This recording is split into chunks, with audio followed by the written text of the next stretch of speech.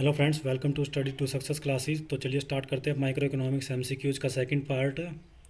इसके अंदर क्या है कि एक पूर्ति वक्र के साथ ऊपर की ओर का संचलन का कारण कौन सा हो सकता है। ए ऑप्शन है कीमत में कमी, बी ऑप्शन है आय में वृद्धि, सी ऑप्शन है आय में कमी और डी ऑप्शन है कीमत में वृद्धि। तो कीमत में जैसे जैसे वृद्धि होती है वैसे वैसे जो पूर्ति का वक्र है वो ऊपर की ओर संचलन करता है। तो इसके अंदर जो राइट आंसर होगा वो हमारा होगा कीमत में वृद्धि।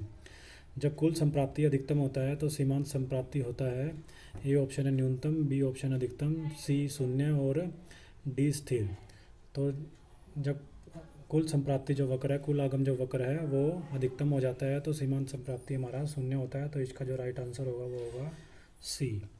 उसके बाद क्या है, जब पूर्ति में प्रतिशत तथा कीमत में प्रतिशत परिवर्तन दोनों बराबर हो तो पूर्ति की लोच होगी। तो जब दोनों में जो परसेंटेज चेंज है वो अगर इक्वल होता है तो एक के बराबर क्या होगा हमारा, उसकी क्या होगी, इलास्टिसिटी होगी, सप्लाई इलास्टिसिटी एक के बराबर होगी। नेक्स्ट चलते हैं हम। नेक्स्ट में हमारा जब कुल संप्राप्ति स्थिर दर से बढ़ता है तो औसत संप्राप्ति होगा। मतलब कि जब टोटल रिवेन्यू जो है हमारा वो कांस्टेंट रेट से बढ़ता है, इंक्रीज होता है, तो औसत संप्राप्ति क्या होगा हमारा, स्थिर रहेगा, कांस्टेंट ही रहेगा। उसके बाद क्या है, जब सीमांत उत्पाद शून्य होता है तो कुल उत्पाद क्या होगा हमारा, न्यूनतम अधिकतम घटेगा या फिर शून्य। तो जो कुल उत्पाद होगा वो क्या होगा हमारा, अधिकतम होगा। तो इसका जो राइट आंसर होगा वो क्या होगा, बी। नेक्स्ट चलते हैं हम। नेक्स्ट में क्या हमारा,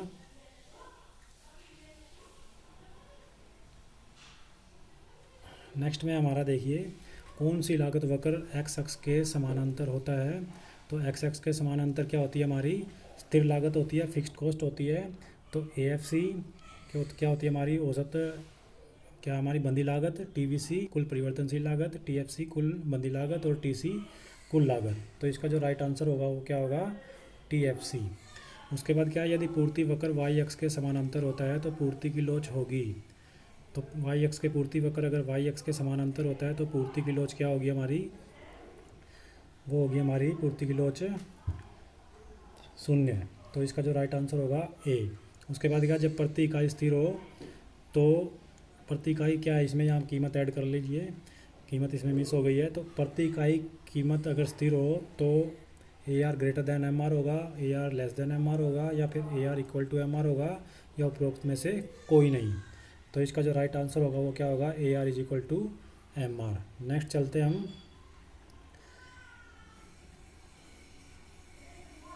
नेक्स्ट में हमारा देखिए, जब कुल उत्पाद गिरता है तब सीमांत उत्पाद अधिकतम होता है, सीमांत उत्पाद शून्य होता है, सीमांत उत्पाद ऋणात्मक होता है, या फिर सीमांत उत्पाद घटता है। तो जब कुल उत्पाद क्या होता है, गिरता है, तो सीमांत उत्पाद क्या हो जाता है हमारा, ऋणात्मक हो जाता है। तो इसका जो राइट आंसर होगा वो क्या होगा हमारा, सी।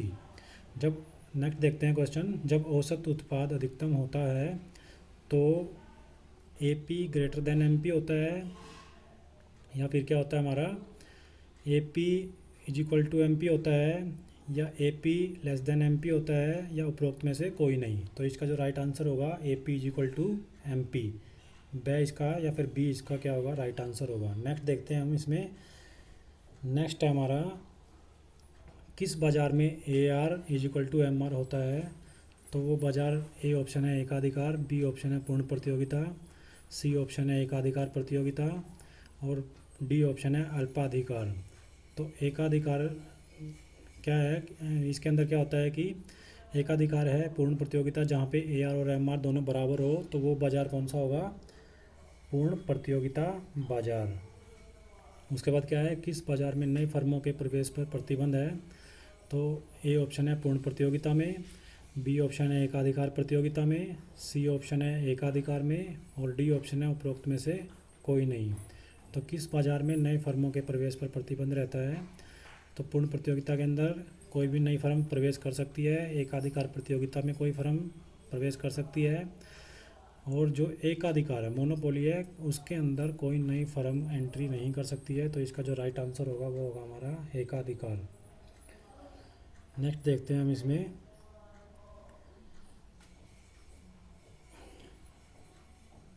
नेक्स्ट में हमारा, किस बाज़ार में फर्म कीमत स्वीकारक होती है। तो दो तरीके से कीमत होती है, या तो प्राइस टेकर या फिर प्राइस मेकर। तो यहाँ पे पूछा हुआ है कि प्राइस क्या होती है, टेकर कौन सा बाजार है, कौन सी मार्केट है। तो ए ऑप्शन है पूर्ण प्रतियोगिता, बी एकाधिकार, सी एकाधिकार प्रतियोगिता और डी अल्पाधिकार। तो इसका जो राइट आंसर होगा वो होगा पूर्ण प्रतियोगिता, क्योंकि पूर्ण प्रतियोगिता में जो कीमत निर्धारण होता है वो किसके द्वारा होता है, वस्तु की मांग और वस्तु की पूर्ति के द्वारा होता है। तो इसका राइट आंसर होगा पूर्ण प्रतियोगिता, परफेक्ट कंपटीशन मार्केट। उसके बाद क्या है, अल्पाधिकार में क्या होता है हमारा, ये ऑप्शन है विक्रेताओं की संख्या अधिक होती है, बी ऑप्शन है अल्प विक्रेता, सी ऑप्शन है एक विक्रेता और डी ऑप्शन है उपरोक्त में से कोई नहीं। तो जब थोड़े से विक्रेता होते हैं, थोड़े से सेलर होते हैं, कम सेलर होते हैं, तो वो बाज़ार कौन सा का बाज़ार होता है, अल्पाधिकार होता है, ओलिगोपोली होता है। तो इसका राइट आंसर होगा बी। तो ये थे माइक्रो इकोनॉमिक्स के सेकंड पार्ट के कुछ एमसीक्यूज़। आगे एमसीक्यूज़ के लिए चैनल को सब्सक्राइब आप ज़रूर करें।